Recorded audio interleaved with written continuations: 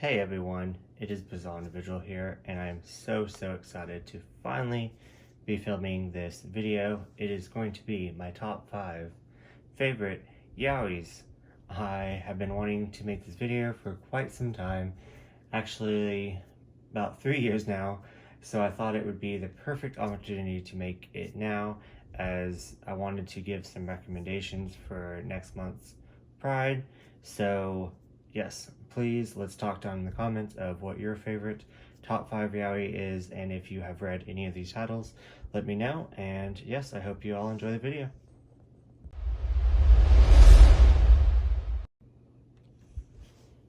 And I guess we're going to be doing our honorable mention section, and these are only on the honorable mention section just because I haven't completed the series yet because it's still coming out. So I didn't want to include it in my top 5 as I didn't feel like I could give a good enough recommendation of it. But these two series that I'm going to recommend are probably going to replace, honestly, some of the titles on my top 5 because I just love them so much. So with that said, the first one is Birds of Shangri-La, and I loved this first volume. It's going to be, I should have looked this up, but it's going to be quite some time before this next volume comes out. Well, a couple months because it's been out for a minute, but I saw this cover and just had to get it. I think it's beautiful, and check out this back cover. It is about this guy right here. He is escaping his life, and so he goes and works in a like a brothel type setting for a whole bunch of rich men, rich clients. You pretty much have to be invited to join this club, and he is actually not what you think. He is not the main worker. His job is to get the main workers ready and horny and ready to perform like the acts before, so he gets them all hot and bothered. And the twist to this all is that he is straight. So yeah, it was just such a fun and interesting and different twist. It sounds really I wasn't too sure about it, but then, you know, the cover just kind of drew me in, and when I read it, I gave it 5 stars. I cannot wait till the next one. I love his backstory elements. I love his dynamics with doing the acts and getting to know the other characters and stuff. Just absolutely love it. It's just fun. Like, I really enjoy it. And I have a feeling that it's definitely going to jump up in my 5. Next up, I cannot recommend this enough. It's on volume 2. I think we should be getting the 3rd volume soon. It's Cherry Magic. 30 years of virginity can make you a wizard. Yes, if that title does not just intrigue you, I don't know what will. But it's a office romance. It is also one of those that has a really awesome side character that ties in that you just fall in love with. Like, everything about this series is just, I can't really give a good review of this because it's just so fantastic. And you think that it would be so bizarre, the whole entire premise of him being 30 and then him being able to read minds and stuff because he's still a virgin, but they do it in such a way that it makes it so normal that you forget that supernatural aspect of it. And it's just such a cute story. And yeah, definitely pick it up. I don't know how long it's going to be, but yeah, it's just, oh my god, it's just life. It's just life. I cried in that one as well because I loved it so much. And on to number 5 in my top 5 yaois. This one is the only shonen ai. This one is so super like cute and sweet.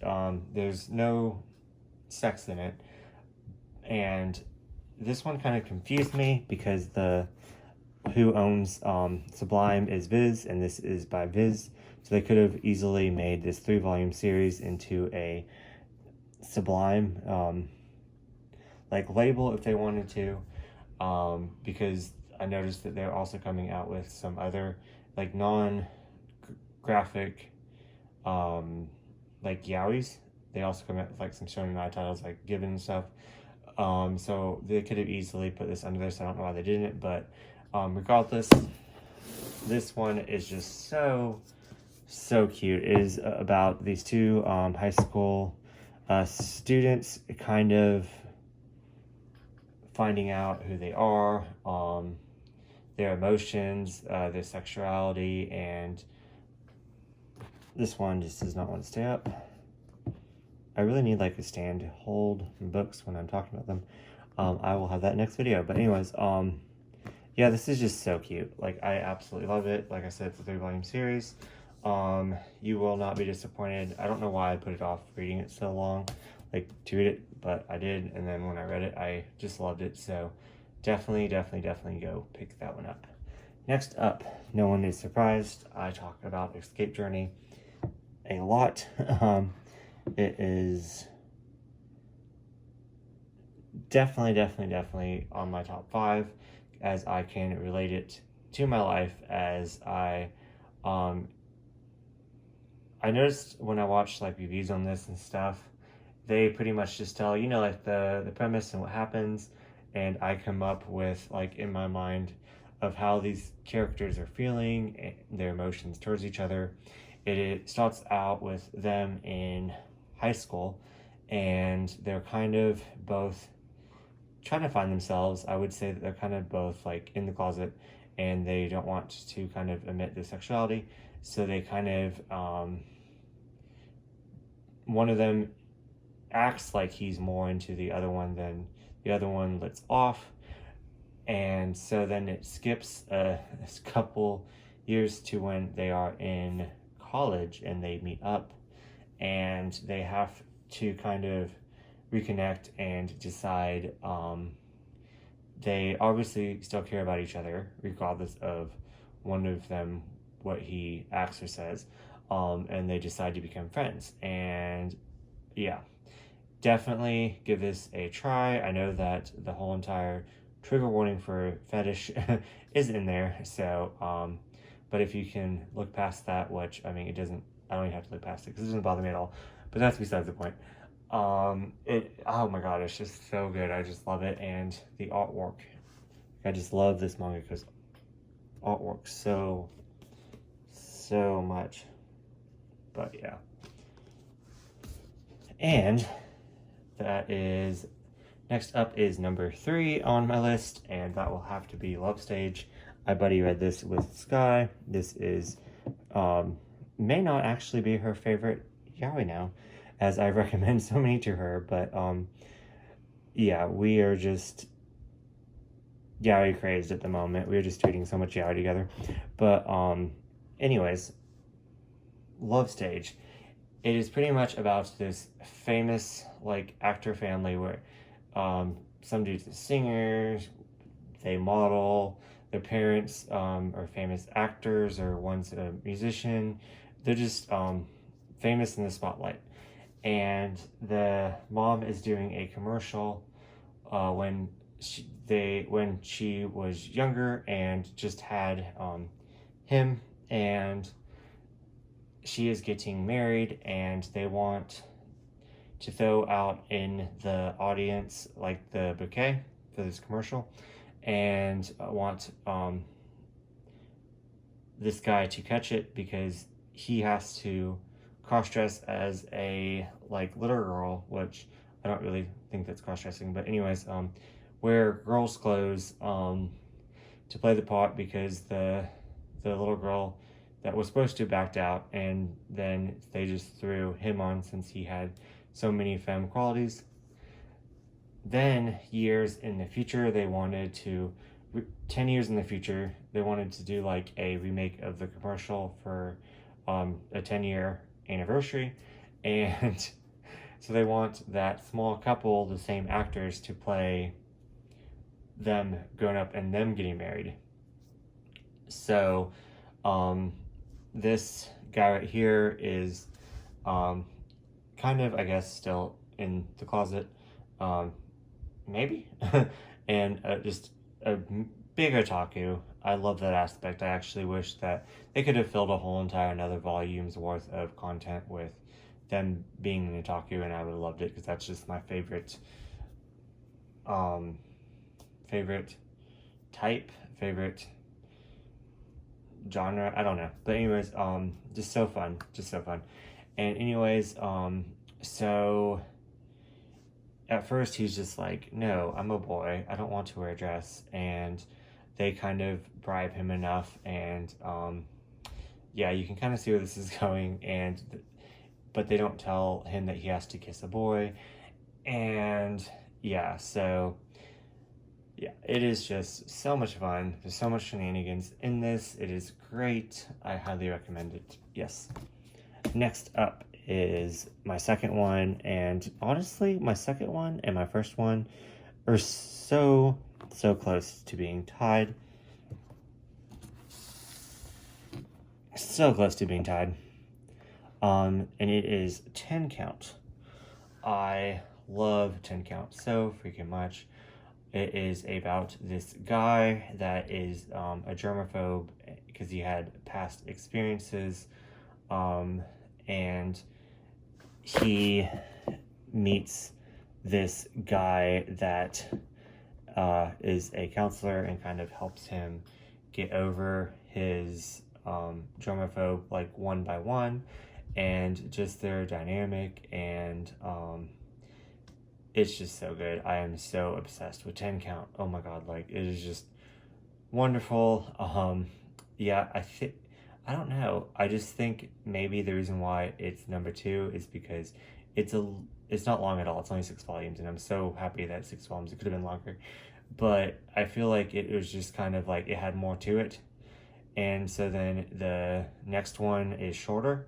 So then it kind of just had just all the thrills and the mess and the drama all kind of smashed into 2 volumes, so it was more messy, if that makes sense. So that might be why I like it more. But yeah, so drum roll please.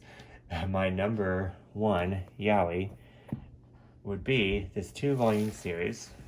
I brought the volume 2 too, but it is they both stand alone. You can read them separately, but I highly recommend to start with The Cornered Mouse Dreams of Cheese, and then read The Cop on the Chopping Block Jumps Twice. I don't know, but I really enjoyed reading these kind of spread out. So yeah, it is also by one of my all-time favorite mangakas. I'm not even going to try to pronounce it, but I'm reading a lot by them and really enjoying them. But this is a series of Blackmail. Crap, I cannot get the glare off. It is a series of Blackmail.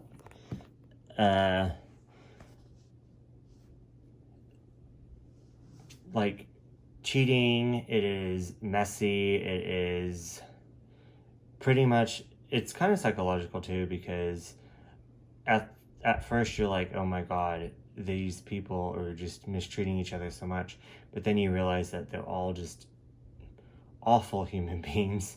So then it kind of comes to the question of, is it okay to mistreat people, even like because they're, kind of evil, and is that still okay? So it is just a wild ride. It starts off with him being married and his wife hires him to investigate to see if he's cheating. And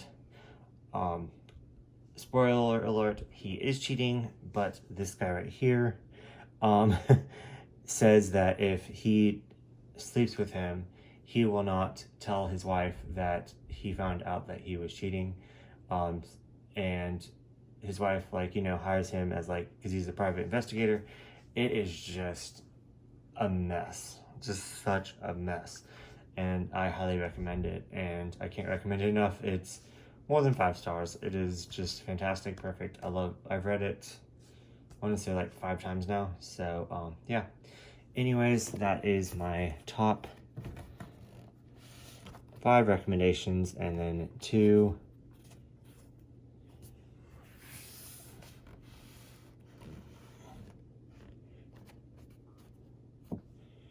other ones that are probably going to be on the list once it finishes. But yeah, I really hope that you all enjoy. I am making 2 more videos like this, one with in-print LGBTQ plus recommendations, and then the other one out-of-print LGBTQ recommendations. And as you can see, all these titles are in print. They're easy to get. Some of them are still in store, and if not, you can get them on Right Stuff, Amazon, anywhere where they sell manga, Books A Million, Barnes & Noble. So yeah, anyways, I hope you enjoy this video, and let me know down in the comments what is your top 5 BLs, what's your top 5 yaois, and yeah, let's have a discussion if you read any of this. So thanks for watching, guys.